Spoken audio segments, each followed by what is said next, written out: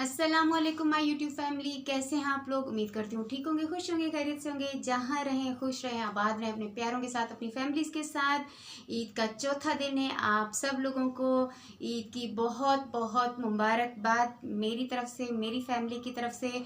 उन सबको भी जो पाकिस्तान में रहते हैं और उनको भी जो पाकिस्तान से बाहर रहते हैं। मेरी जितनी भी सब्सक्राइबर्स हैं वो जो, और आप सबसे पहले आप सबको वेलकम है मेरे इस चैनल पे जिसका नाम है जवेरिया शाहिद और मेरा नाम शहनाज है। मैं एक कैंसर पेशेंट थी और हूँ भी कह सकते हैं, क्योंकि अभी मेरा कुछ ट्रीटमेंट अभी रहता है। और जिन्होंने मुझे सब्सक्राइब किया हुआ है वो मुझे अच्छी तरह जानते हैं। मेरी लाइफ स्टोरी, मेरी कैंसर जर्नी बहुत अच्छे से जानते हैं। लेकिन जो लोग नहीं जानते, सबसे पहले तो आपने मेरा चैनल सब्सक्राइब करना है और उसके बाद मैं फाइनली अपनी जो कैंसर स्टोरी आप उसको कह लें, कैंसर जर्नी कह लें, या जो भी कह लें, जो मेरे साथ एक्सपीरियंसेस हुए इस बीमारी को डायग्नोज होने के बाद, वो मैं आज आपसे शेयर करने जा रही हूँ। फाइनली आज मुझे टाइम मिल गया है, क्योंकि आज मैंने पूरा दिन कोई व्लॉगिंग नहीं की और मैंने यही सोचा हुआ था कि आज कुछ भी हो जाए मैंने आप लोगों से बात करनी है। तो जनाब, मुझे जो है ये 2022 की हम बात करेंगे, लास्ट ईयर की। अगस्त में बिल्कुल ये वाली ईद गुजरी, खैर से मैं बिल्कुल ठीक ठाक थी। बड़ी ईद आई, मैं बिल्कुल ठीक ठाक थी। बड़ी ईद आने के यानी बकरा ईद के कुछ अरसे के बाद मुझे कोई पेन नहीं था, कोई तकलीफ़ नहीं थी, कोई सिम्टम्स नहीं थे, कुछ भी नहीं था। और जो है ऐसे ही मेरी फ्रेंड जाती है चेकअप के लिए, एवरी 6 मंथ्स में वो अपना अल्ट्रासाउंड करवाती। तो मैंने उससे कहा कि तुम मेरा अपॉइंटमेंट ले लो, मैंने भी करवाना है। उसने मेरा अपॉइंटमेंट ले लिया और मैंने जाके दिखा दिया और उन्होंने मुझे अल्ट्रासाउंड का कहा, जो कि मैंने नहीं करवाया। 4 to 5 मंथ्स गुजर गए, वो पेपर मेरे बैग में पड़ा रहा। फाइनली एक दिन बस ख्याल आया कि चलो करवा लेती हूँ, गई करवाने के लिए। और जब करवाया अल्ट्रासाउंड और मेमोग्राफी टेस्ट हुआ, अल्ट्रासाउंड हुआ, तो उसमें मेरा कैंसर डायग्नोज हुआ 3rd स्टेज पे। ये बात है 16 अगस्त 2022 यानी लास्ट ईयर की 9 महीने पहले की। अब ये था कि रिपोर्ट में आ गया कैंसर है, लेकिन अभी तक ये नहीं पता था किस स्टेज पर है। तो वो जो एक कैंसर की बीमारी, कैंसर का वर्ड बचपन से सुनते आ रहे थे कि कैंसर मुज़ी मर्ज़ है, जानलेवा है, और बस इतना पता था। लेकिन ये नहीं पता था कि उसकी ट्रीटमेंट, उसका इलाज इतना ज़्यादा तकलीफ़ देह है, इतना ज़्यादा पेनफुल है कि जिस पे बीतती है उसको पता है। मैं बता सकती हूँ, मैं जान सकती हूँ, या आप में से मेरी बहुत सारी सब्सक्राइबर्स ऐसी हैं कि जिनकी फैमिली में कोई कैंसर पेशेंट रहा है, या जो वो खुद हैं जो कि सरवाइव करके अब मूव ऑन हो चुकी हैं अपनी लाइफ में। तो मेरे लिए वो लम्हा, वो टाइम कि जब मुझे पता चला कि मुझे कैंसर है, ब्रेस्ट कैंसर मेरा डायग्नोज हुआ, तो बहुत ही मुश्किल था वो वक्त मेरे लिए। तो उसके बाद जो है इमीडिएटली डॉक्टर को दिखाया, उन्होंने बायोप्सी रिकमेंड की। बायोप्सी हुई, उसकी रिपोर्ट आई तो पता चला कि जो मेरा कैंसर है उसका स्टेज वो 3रे स्टेज पर है, 3rd स्टेज पर है। और उसके बाद मैंने ऑन्कोलॉजिस्ट को दिखाया, उन्होंने मुझे जो है केमोथेरेपी सजेस्ट की, 16 डोज, जिसमें 4 जो डोज थे हैवी थे वो बहुत ज़्यादा, और उसके बाद जो 12 डोज थे वो वीकली थे। केमोथेरेपी का मैं आपको बता दूं, मैंने नहीं सुना था कभी भी। केमोथेरेपी के साइड इफ़ेक्ट्स क्या है वो मुझे नहीं पता थे।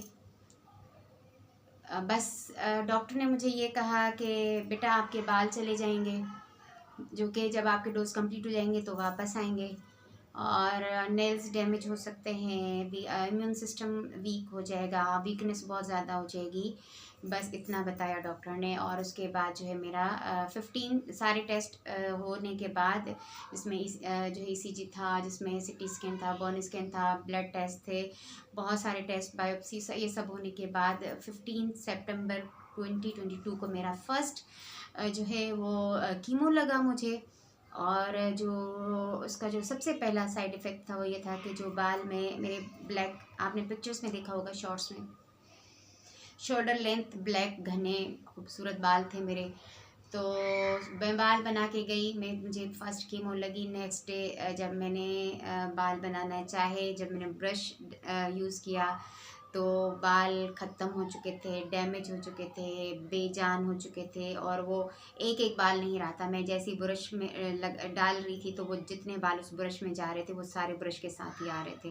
तो इस तरह 2 से 3 दिन लगे, मेरे सर के पूरे बाल चले गए। तो उसके बाद जो है केमोथेरेपी को आप यूं कंसीडर करें कि वो एक बम का गोला है। जहाँ कहीं बम का गोला गिरता है तो वहाँ पे हर एक चीज़ तबाह हो जाती है, बर्बाद हो जाती है। तो कीमो जब आपकी बॉडी में जाता है तो आपका इम्यून सिस्टम ख़त्म हो जाता है, और कीमो का जो मकसद है बॉडी में डालने का वो ये होता है कि आपकी बॉडी का सारा पानी निचोड़ ले, ड्राई कर ले, और आपका ब्लड ख़त्म हो जाए। यस, जब आपको कीमो लग जाती है, आपका बॉडी का सारा पानी चला गया, आपका सारा ब्लड ख़त्म हो गया, तो आप सोचें कि आप कैसे सरवाइव कर सकते हैं, लेकिन करना पड़ता है। और ऐसे करना पड़ता है कि फिर नेक्स्ट डोज से पहले पहले आपका सीबीसी होता है, फिर आपकी रिपोर्ट भी ठीक आनी चाहिए। अगर आपकी रिपोर्ट ठीक है, red blood cell, white blood cell, HB count okay है, तो आपको नेक्स्ट डोज लगेगा, वरना आपका फिर रिपीट होता है जब तक ठीक रिपोर्ट नहीं आती। अब जब आपकी कीमो अंदर चली गई, ब्लड ख़त्म हो गया, पानी ख़त्म हो गया, आप खा नहीं सकते, आप पी नहीं सकते, आप मतली, वोमिट, आपका मुंह कड़वा, यहाँ से मुंह में छाले पक जाता है, तो आप क्या कर सकते हो? कैसे कैसे आप दूसरा खून बनाओगे? लेकिन फिर भी जो है आपको जो है करना पड़ता है। और मेरे साथ सीन ये हुआ कि जो है मैं यहाँ रहती हूँ कराची में, अपने मेरे साथ मेरे बच्चे थे, और तो हस्बैंड का भी जो है आना जाना ऐसे था कि उनका सेकंड घर है, सेकंड वाइफ भी है, जो कि पहले कुछ वीडियोस में मैं आप लोगों को बता चुकी हूँ। तो बहुत ज़्यादा वो जो मरहला था केमोथेरेपी का, बहुत ज़्यादा पेनफुल था, बहुत ज़्यादा तकलीफ़ था। अल्हम्दुलिल्लाह अल्हम्दुलिल्लाह अल्हम्दुलिल्लाह मेरे अल्लाह ने इतना मुझे हिम्मत दी, हौसला दिया, सब लोगों की दुआओं से मेरे 16 साइकिल जो केमोथेरेपी के हैं वो 13 मार्च 2023 को कंप्लीट हो गए। और उसके बाद जो साइड इफ़ेक्ट्स थे वो नेल्स का मसला था। मेरे स्टिल मेरा ये नाखून निकल चुका है, ये निकलने वाला है, पैरों के नाखून निकल चुके हैं, बहुत ज़्यादा इनमें पेन, इनका कलर चेंज हो चुका है ब्लैक, और इनमें से ब्लड निकलता था। आप में से अगर किसी ने मेरी पिछले वीडियोस देखें तो उसमें आप देख सकते हैं। तो अभी भी इस नाखून की हालत बहुत ज़्यादा ख़राब है। तो नेल्स, और डॉक्टर्स ने कहा है कि अभी ये 6 महीने में भी ठीक हो सकते हैं, 2 साल में भी ये टाइम लगेगा इनको रिकवर होने में। लेकिन ये है कि कीमो ख़त्म होने के बाद ऑलमोस्ट 1.5 महीना हो गया, अभी अल्हम्दुलिल्लाह मेरे बाल आना स्टार्ट हो गए हैं। क्योंकि मेरा सर बिल्कुल ऐसे था जैसे मेरी स्किन है ना, कोई बाल नहीं था, अभी छोटे छोटे से बाल आना, ग्रो होना स्टार्ट हो गए हैं। तो जनाब ये तो थी केमोथेरेपी की जर्नी। अब जो सेकंड फेज़ है वो ये है कि अब मैं वीडियो बना तो रही हूँ, पता नहीं कितने मिनट की बनेगी, क्योंकि मेरे मोबाइल में स्टोरेज का इशू है। अब पता नहीं कि ये पूरी मैं अपलोड कर पाऊँगी या फिर पार्ट्स में अपलोड होगी। एनीवेज केमोथेरेपी का ख़त्म करते हैं। उसके बाद जो है मेरे कुछ टेस्ट हुए, और उसके बाद मेरी जो है 6 अप्रैल को सर्जरी हुई। और उसमें ये था कि मेरे एक्सला में जो मेरी सिस्ट थी, जिनमें कैंसर था, और मेरे ब्रेस्ट में जो है एक सिस्ट थी।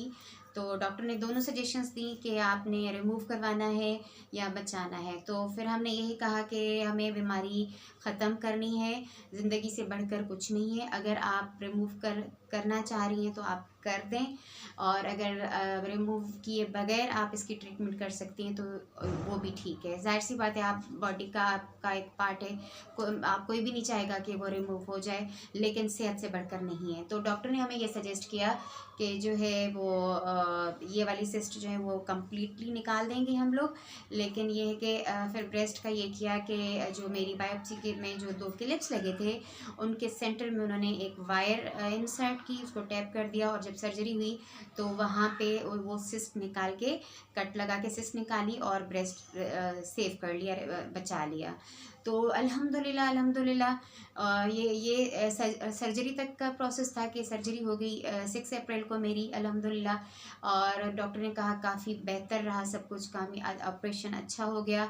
अभी जो मेन चीज़ थी, जो दारोमदार था सारा, वो सर्जरी के दौरान जो उन्होंने मवाद भेजा टेस्ट के लिए, उसका वेट था। वो 12 दिन के बाद उसकी रिपोर्ट आनी थी, और ये था कि उसमें पता चलना था कि आया बॉडी से कैंसर ख़त्म हो गया या कुछ कोई शक है, क्योंकि अगर डॉक्टर ने 10 to 20% कहा था कि अगर रिपोर्ट ठीक नहीं आती, हमें कोई शक नज़र आया तो हम वो स्टिचेस रीओपन करके हम दोबारा से सफाई करेंगे। लेकिन अल्हम्दुलिल्लाह अल्हम्दुलिल्लाह आप सब लोगों की दुआ से, मेरे सास ससुर जिनको मैं अम्मी पापा कहती हूँ, उनकी दुआओं से, मेरी फैमिली, मेरे बच्चे, मेरे हस्बैंड, सबके ताउन से, सबकी दुआओं से अल्हम्दुलिल्लाह मेरी रिपोर्ट क्लियर आई बिल्कुल, और मैं इस वक्त कैंसर फ्री हो चुकी हूँ। अल्लाह ताला का लाख लाख शुक्र है, लाख लाख एहसान है, जितना शुक्र अदा करूँ कम है। और अब जो नेक्स्ट प्रोसीजर मेरा रहता है वो अपॉइंटमेंट्स ली हुई हैं, 6 से 7 साल डॉक्टर ने कहा है कि मेडिसिन चलेगी आपकी, और अब होनी है रेडिएशन, और रेडिएशन के जो डॉक्टर्स की भी अपॉइंटमेंट ले चुके हैं। अभी मेरे ख्याल कल परसों में अभी हस्बैंड से कंफर्म करूँगी कि क्या डेट्स हैं, तो बस फिर वो बताएंगे कि कितनी रेडिएशन होनी है, कि मतलब उसका भी एक शेड्यूल होता है जो कि वो हमसे शेयर करेंगे।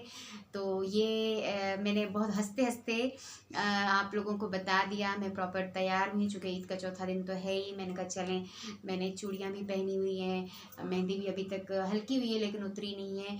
और मैंने ये सोचा कि इससे पहले जब भी मैं आपसे शेयर करती थी, मैं कभी हॉस्पिटल जा रही होती थी, कभी हॉस्पिटल से आ रही होती थी, मुझे कीमो लग रही होती थी, उसके साइड इफ़ेक्ट्स पे बात करना, इतनी तबीयत ख़राब, डाउन, स्किन सारी डैमेज हो गई थी, नेल्स, बाल चले गए, आईब्रोज नहीं है, आईलैशेस नहीं है।